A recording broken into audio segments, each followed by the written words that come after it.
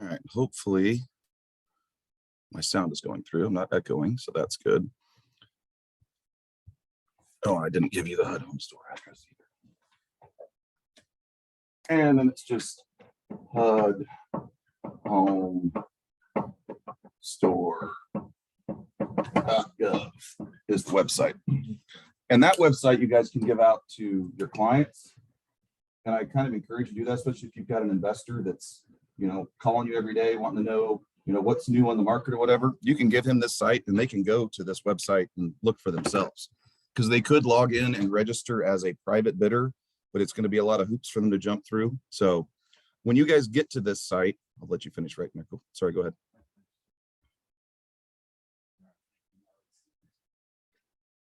I do too, because I take pictures on my phone and I will never look at them again. I can't tell you how many seminar things I scroll through. I'm like, well, that was 3 years ago. I guess I can let that go. How much water do you drink per day? Oh, I try to do about 100 ounces, but I don't really keep track of it. It just keeps me from eating as much. I sleep better. I kind of fell off of it for a while and I started doing it again. I'm like, yeah, no wonder you feel a little bit better.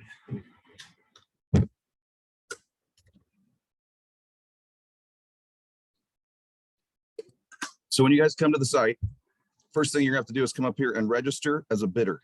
And it'll take you to this page here. I'm not going to go through all this, but name type, you're going to be a selling listing broker. You will create your own username and password. And I truly encourage you to use something you're already using. So when you call me and say, what's my username and password? It's something you were already using. Security questions, your contact information. And then when you click to the next one, I thought our NATE number was on here. Oh, here it is. Selling agent. That's going to bring up this NATE information here. So then you're going to put GRTRSP 4912. I didn't get it all in there. Your license number and so forth. And that should auto-populate Greater Springfield Realty, because we're not in HUD as Keller Williams because there's clearly too many of us. So we're in there as Greater Springfield Realty. I should show up as the broker. This address should auto-populate, because what you guys are doing is creating your own little portal within HUD, which allows you to go in and make bids under your name. So let's get back out of this because I'm not going to register myself again. Yep. Go ahead and leave it. So when you come to the main page, you can search properties in various ways. You can just click on the state and it'll bring up everything in the state of Missouri. Or you can do the basic search function like we're used to. Since I've already got this one pulled up, we're going to do this one. And it'll bring up whatever's here. Currently, we've only got one in town, and this is one of the first ones I've seen in probably 2 years. So it's neat to actually be able to show you guys a property that is in our backyard. I do have a question. Okay. What does that stand for? Like, what's this website made for? Housing of urban development. And if your client financed a home with FHA and they stopped paying their bills and they got foreclosed on, FHA forecloses on them, and then they convey it to HUD, and HUD is the one that ends up selling the property. I'm just going to go back because I want to show you a couple of things here just on the main page. So there's all kinds of different listing statuses in here. Extended, exclusive. You can see we've got some price drops here. There's other status arrows, and I'm sorry we don't have other ones here because there'll be like one that says government agency only, one that says investor, all bidders. So it just kind of depends. So like this exclusive one here, just to show this one to you real quick. Currently, it's only available to owner occupants, nonprofits, and government agencies. When these first go on the market, you can see that the list date was 12/27 right here, and it's going to finish on 1/7. When they originally hit the market, it's owner occupants only. Investors cannot make a bid on this in the first 10 days. And the reason that is because HUD's goal is to get owner occupants back into this property. We took an owner occupant out because they had an FHA loan. So our goal is to get another owner occupant in there, hopefully with another FHA loan, so we can get that back on the books. And so you can bid for your clients, right? You are going to be the one making the bid for your clients. Okay. And I'll show you this one right here, just because this is an important thing about the HUD, and just in case the one we're looking at doesn't have this. Basic page here is, it's got the property address, general information about the property. The list date exclusive means, again, we can only have owner occupants. The period deadline when it's actually going, and I don't know why this says 125 because clearly the deadline's going to be here. This will be the deadline that they will reduce the price if they have to. This original list price is determined by an FHA appraiser. Properties foreclosed on, they send an FHA appraiser out there to say, okay, the property either meets all of the FHA requirements, the property needs these repairs to meet all the FHA requirements, or it's got a whole bunch of requirements that it's going to have to go a special route. So it's either insurable, it's insurable with escrow, or it's called uninsurable. And it's not necessarily, that doesn't mean you can't get insurance, but that's what shows up right here under FHA financing. So this one says insured with escrow. So I'm going to come back here to this the one. Can you view these properties or no, like in person? Yes, you can. It's not what I want. Oh, yeah, say that. That's fine. Just give me a chance to open it. That's all I want. So when the FHA appraiser went in there, they determined that there was a plumbing issue, there's a siding issue, and there's a sink issue. Let's see if we can get more detail about that on, because they also send out a service company that does a general property condition report on the property. They put an eyes and ears on it. And this is what they come back with. Does the cooling and HVAC work? Yes, because they hooked it up to a generator. They don't hook it up to the main power source. They physically go put a generator on it. All the electrical tested out well. All the stove and range tested out well. Did the plumbing test? No, because they go out and they put an air compressor on the lines. And as long as it holds pressure, then they're good. If it doesn't hold pressure, then all they can say is the pressure test failed. They don't go determine where that plumbing leak is. Water heater visually passed, sewer passed, and then other. So they've gone in and so we know for sure that the plumbing doesn't work. So we got to repair the plumbing. There's apparently a siding issue and we've got to replace the sink in order for this property to qualify as an FHA eligible property. You can buy this conventional, you can buy this cash, and you don't have to worry about any of this. Invested, license, okay. So what happens is you get a buyer, your buyer makes an offer on this property under an FHA loan. Your buyer's appraiser goes out and determines a value on what it's going to cost to repair the plumbing, repair the siding, and replace the sink up to FHA standards. So let's assume all of those things ended up being $1,000. HUD is going to set aside 110% of that amount. So they're going to set aside $1,100 for those repairs for your client to make. So your client can close on the property prior to those repairs being made, because HUD will not allow repairs of any sort to the property prior to closing. So you can close on the property before the repairs are made. Your client can make those repairs and turn in receipts, and then those receipts are paid by that money that is escrowed. So your client gets those repairs made, again, provided they're getting an FHA loan. If it's conventional or cash or anything else, this does not apply, okay? And let's go back to the one in Missouri or in Springfield, because that's the one I want to show you, because it's on the MLS too. There you go. So, this doesn't happen often until there's like a foreclosure market. You won't ever. And that's the reason, and I taught this class back in May, and there wasn't a single property in the state of Missouri. So I couldn't even make a bid, because I'm going to make a bid here in a minute, show you guys how the process goes. And I couldn't even pull up a property and make a bid. I could pull up a property in Arkansas and show it to you, but I couldn't walk you through the process because I'm not licensed down there. So here we got one with the list date of 12/6. Period deadline. So we've got this, the period deadline varies, so I'm not even going to try to go doing that one, but it's been extended. So we've got a price drop. It's all bidders on this. The bid period is daily. So as of 12 hours and 52 minutes from now, all the bids that came in today are done. And if you make a bid now and you make a bid in 2 hours and I make a bid in 6 hours, it doesn't matter. They're all open simultaneously. And same thing with the owner occupant in that initial 10 days. Don't feel like you got to get your offer in on day one, because I can send my offer in at 9:50 or 11:59 on day 10, and it's just like they arrived at the same time. So you don't have to feel rushed about that. This one is also one of the ones that's insured with escrow. So based on this,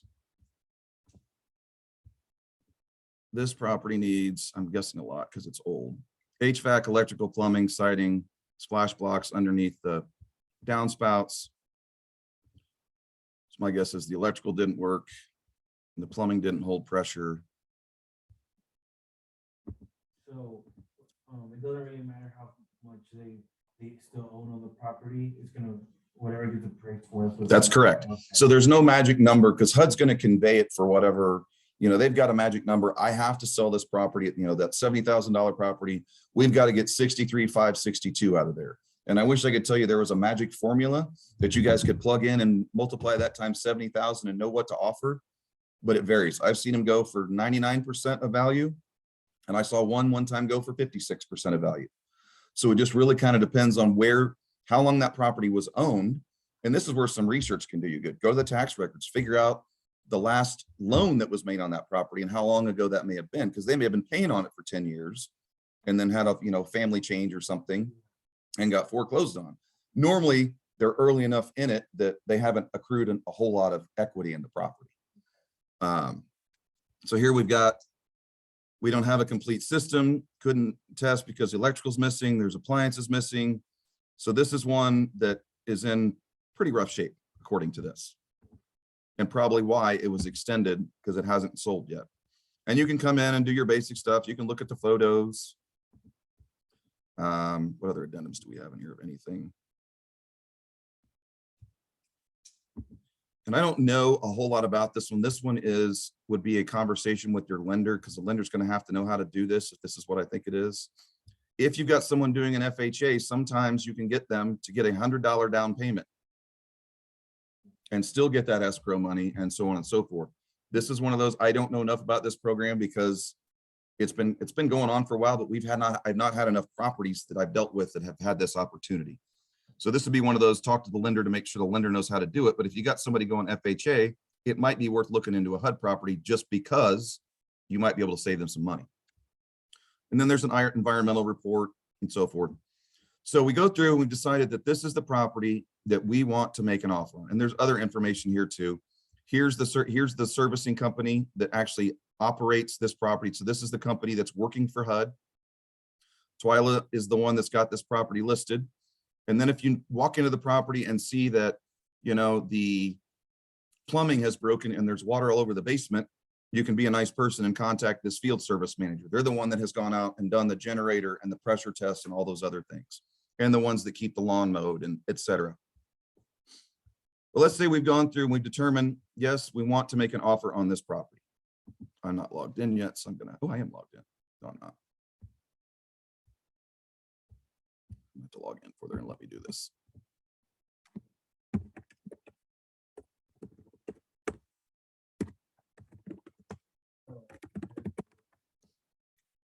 The agent that they are using for that, can you contact them instead, or? Which agent are you talking about? Sorry. What was her name? Twyla, the listing agent. Yeah. That's the listing broker over at Murney that's got it under her name. So yeah, if you've got questions, and let's look here on the MLS listing, because I'm guessing it's under Jim's name. Yeah, see, Twyla is the broker, but Jim Klein is the one that actually has it listed. And normally these will all show up in our MLS. If you've got a rural property, sometimes it doesn't, which is why I advise you to go ahead and check the HUD site, because they don't always show up here, but normally they're on here. So if they're on here and if you got a question, then Jim would be the one that I would reach out to. You make your offer. We're about to make an offer right here online. It goes through this site. Okay, so they would refer you back to the site. Yes, if you said I want to, you will not use our normal contract. You will not use any of our normal addenda. Like in this case, I'm assuming that there are seller's disclosures on here. So you're going to want to print out those seller's disclosures and this lead-based paint, because those will have to be part of your contract eventually. They will send those to you, but I still encourage you to print those out. And then here's all the documents that we've already looked at on the page. And this is another one. I'll just show this to you because this is a good thing for you guys to know. If you're making an offer on a property, sales price is $50,000 or less. Earnest is $500. Excuse me. 50 to 250, it's 1,000. And if it's over 250, it's $2,000. And those checks will be made out in a certified check or money order. It cannot be personal funds. And it's going to be made out to the buyer's selected title company. And assuming that we are the winning bid on the property, you will get a notice. So this is a day, let's just assume this was a daily bid period that ended. Oh, it is daily today at midnight. Perfect. So we're going to make an offer on this property. And I'm going to get a notice in the morning that says, or that you will get a notice in the morning that says, congratulations on your case number, whatever, you are the winning bid on the property. I will also get that email. And if I'm on top of my job, I will send you a quick email that says, congrats on the HUD deal, call me with questions, just so you guys know that I have acknowledged that it is there. Oh, I thought I did. Hello. And then you will get a secondary email from that Rain company that I showed you there. That's the service company. And they will send you a special link that will allow you to essentially enter all the information, and it will auto-populate the contract for you. But this is where we make the bid right here. So we've got, I'm going to try to make these round numbers so they're easier. So we got, I'm just going to do this at 100. So let's assume this was $100,000 list price. So I'm going to make a $100,000 offer, and I'm going to apply for this 203. Okay, so there's different FHA loans. If the property is in perfect condition, your client gets a 203B. If your client is doing FHA and we're going to get that escrow money, then they're going to do the 203B with repair escrow. If the repairs, and it says uninsurable, and your client's still watching FHA loan, if that would mean the repairs are in excess of $10,000, you can still get an FHA loan. You just have to use this 203K, and there's additional hoops to jump through. If they're doing conventional or any other kind of financing, or if they're paying cash. So let's assume we're doing this, doesn't really matter. Seller will pay customary closing costs, other than costs, up to whatever, up to 3% of whatever your list price is. Let's not make $1 million offer on this, just in case I forget to delete this. And just for your guys' information, it's because it's funny. I have bought at least 4 houses while teaching class and had to tell them the next morning, oh yeah, I was just teaching the class, I forgot to cancel that offer. So at this point, I never take submission all the way through, but used to have an agent that every time I taught the class, she would call me and said, did you buy a house today? Be like, oh crap, yes, I did. I gotta stop that. So whenever you would do that by accident, would they wouldn't like make you buy it? No, no, because until I sign all those documents from that Rain company, there's not a valid contract. I've submitted an offer, they've accepted my offer, but there's nothing truly in writing at that point. So let's assume that we're going to ask for our $3,000. Whoops. Our $3,000 of closing costs, because we can. You are going to get, as a selling agent, $3,000. You get 3% of the commission automatically. So then we get down to line 7. And line 7 is the first thing that the HUD computer looks at midnight tonight when they open all the offers. So whichever offer meets their minimum requirement, then they go look at the details. If none of them meet their minimum purchase requirement, then it goes back on the site tomorrow. So let's assume this was day 1 or first 10 days of this property being on, and we were representing an owner occupant. And this property is in really good condition. I've got a buyer that really needs closing costs, so we're going to have to ask for those. I tried to talk them into making a little bit more. I tried to talk them into over list price. They can't do that because they don't have the cash. Okay. Well, I know that we're likely going to have competition. I know in this market, most buyers are probably going to need closing costs. So odds are another agent might be able to talk their client into a full price offer. And you guys know that I'm never going to encourage you to discount your commission. True? True. So, but I will tell you is if I make a full price offer, $3,000 in closing costs and all my commission, and you make a full price offer and reduce your commission by $5, now your offer is $5 better than mine. And I'm not saying you have to do this. It's just a tool in your toolbox. If you know your client really wants the house and you know you're going to have competition and you know you might want to hedge your bets, you have the opportunity to fiddle with your numbers a little bit if you choose to do so. If we were in the first 10 days, I couldn't even check this investor box. It would not even allow me to toggle that. I would only be able to do owner occupant. This line is really amusing to me and has been for a decade or more. HUD doesn't really accept backup offers, but hold it as a backup offer, because what will happen is if, oh, our phone's down here.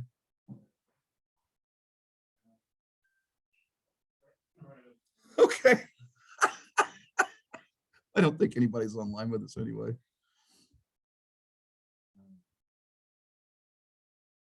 Oh, we do have participants on. Who's on? Well, hi, Christy. Sorry. Shannon just left her phone down here, so Oscar took it upstairs real quick. We'll be right back on this in just a second.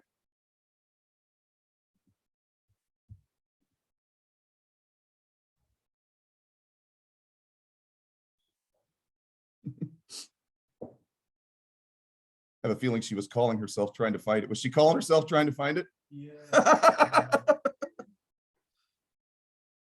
All right, so 2 scenarios about this backup offer thing.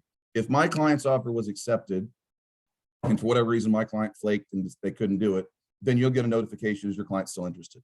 The other thing I'll tell you is if we made an offer, and let's suppose, for example, the list price was 120. My client only offered 100, and our net to HUD down here was 91.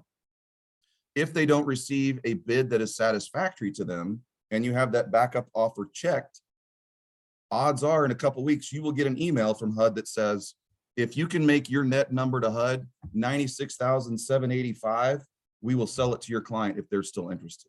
So then you come in and you plug your 96,785 into this box here and work your math backwards to figure out what your offer price has to be. That makes sense? So I would tell you to check that box as a backup offer, even though truly they don't accept those. Are you part of the HUD family?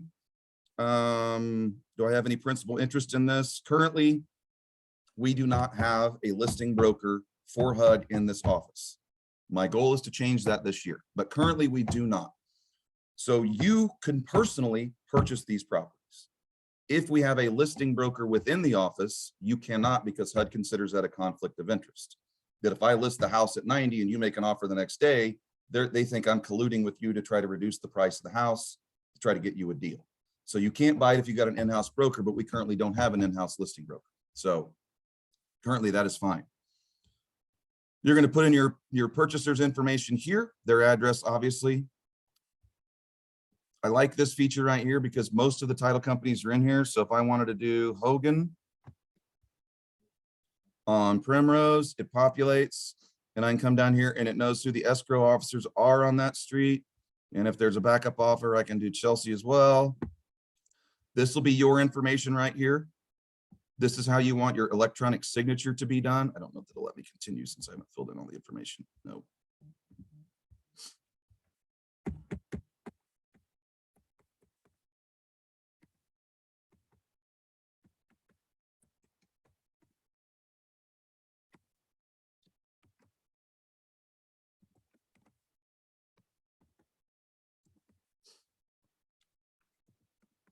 I use the shortest words I can in here so we can show you what it'll look like.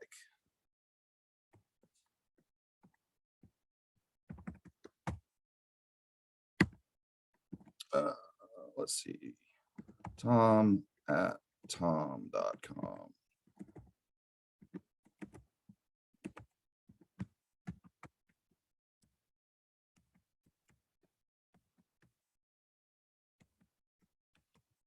All right, so let me go ahead and show you the next page.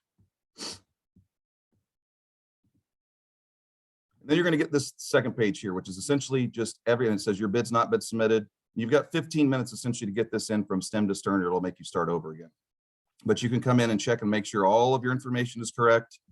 All your buyer's information is correct. Here's the certifications you're going to, and I'll talk to you about the pre-qual and the earnest money in just a second. Reserves of rights. So this is all of the information. I don't usually keep this from my clients. I'm usually like, okay, just here's the things we're going to need to cover. We're going to have a pre-qualification letter from your lender. It's going to have to show that they pulled credit, and it's going to have a wet ink signature from your lender. We're eventually going to have a wet ink contract that comes through as well. Shannon responded. Let's see what she said to our question. If you call it marketing, you can classify it. Oh, she doesn't have an answer. She doesn't have an answer any better than we do. So you don't have an answer any better than I do? Question mark. Go ahead. So I saw that you could alter your I know I'm a little late on that question, but It's okay. your commission, Mm-hmm. but I saw the box for the seller. The listing agent, you cannot alter that one. Okay. That one is already fixed. Now you could try to negotiate with Jim Klein and say, hey, do you want to reduce your commission? And I can already tell you the answer. Nope. Earnest money, again, we've got to have that in a cashiers or certified funds. You're going to have a copy of driver's license, ID numbers, reserve the right to reject any offers. Fair market value, again, that's the appraiser has gone out and determined that. We can accept offers less than listing price. They're going to get the ones that has the greatest net return, which is that line 7 that they're most concerned about. They can withdraw any listing properties at any point. So you could even make an offer on this property today and they could withdraw it today for whatever reason. You know, they decided to go in and they're going to completely fix the plumbing, even though you've submitted an offer. And you check that box. And then if you click confirm this bid, then it's live. And guess what I'm not going to do because I don't want to buy a house. And then you will get a confirmation email or a confirmation number that has both this case number as well as your confirmation number. And those are how everything will be referenced from this point forward. HUD will not look at it as 1456 North Grant. They're going to look at it as 291-553-471. So that's how they will identify the property from this point forward. And you can also come in here at any point and check your bid. So if I had that property case number, I could come in here and put that in and click search, and it's going to tell me what the status is. And right now, if I submitted that, it would say bid submitted. And that's all it's going to say. And then tomorrow it would say reviewed. And then it might say accepted or in process. There's all kinds of different classifications in there. But if you don't know what's going on or want to verify that you've submitted one, then you can come in there and do that. And I encourage you guys just to get on and play around with this site because it's relatively easy to navigate. And again, if you know enough about it, you can tell your clients, hey, why don't you go to HUD Home Store? Just keep your eye out because, you know, I'm keeping my eye out on the MLS, but you might find something on there that I might miss. Kind of put your clients to work. Do people also do like people already good deal on like other, or is It depends on the property. I mean, sometimes there's a good deal and sometimes there's a not. You know, it just depends on how deep HUD is into that property and how much it's cost them to foreclose, how much the loan was, et cetera, et cetera. So this isn't a place, and that's the other thing you'll hear when foreclosures and REOs and these start hitting more, is you'll get those investors. I want a deal.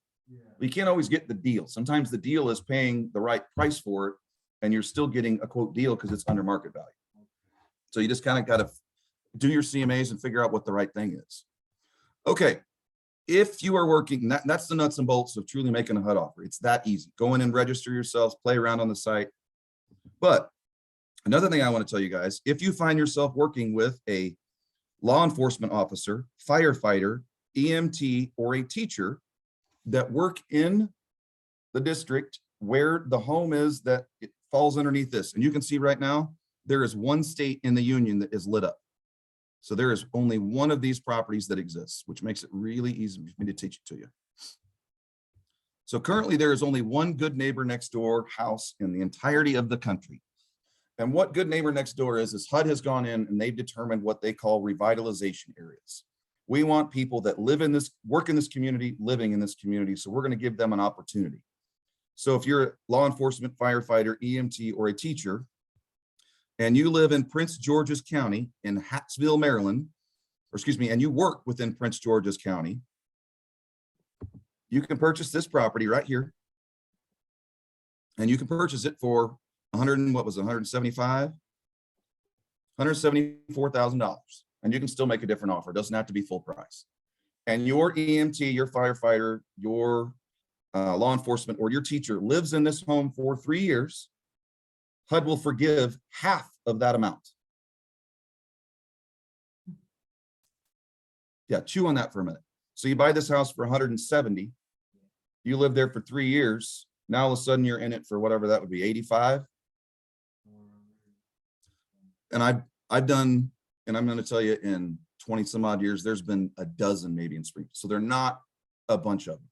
I can tell you, I put a teacher into a $120,000 house 10 years ago, and I still hear from her that $60,000 or $55,000 changed her life because she was able to sell the house for that same amount she bought it for, take that extra amount and go buy her dream home.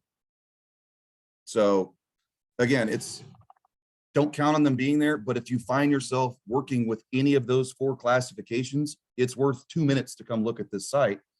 Because as I tell somebody, this house in Hattsville, Maryland may not be that teacher's dream home, but I can create a lot of dreams for $85,000 in 3 years. Consider this an investment in your future. You may not be your dream home, but maybe we can build that dream over the next 3 years. Okay. And that's really all this class is, guys, is get on here and play around with the site. And if you got questions, call me. I don't know a whole lot. This I can do in my sleep. What's the $1 home? That is, you've got to be a government agency, and you can see there's not even any of those available in the entire country right now. Normally that is a, they've got a group of homes that all have gone FHA and have all been foreclosed on for some reason. So they'll let a entity come in there and purchase those all together. That and the HUD approved nonprofits. Let's see if there's any of those. So if you're working with a church or something, I had to fight this once, but if you're working with a church and they need a place for the preacher or whatever, we can probably get that done, because again, that's all bidders. But let's look at an exclusive here.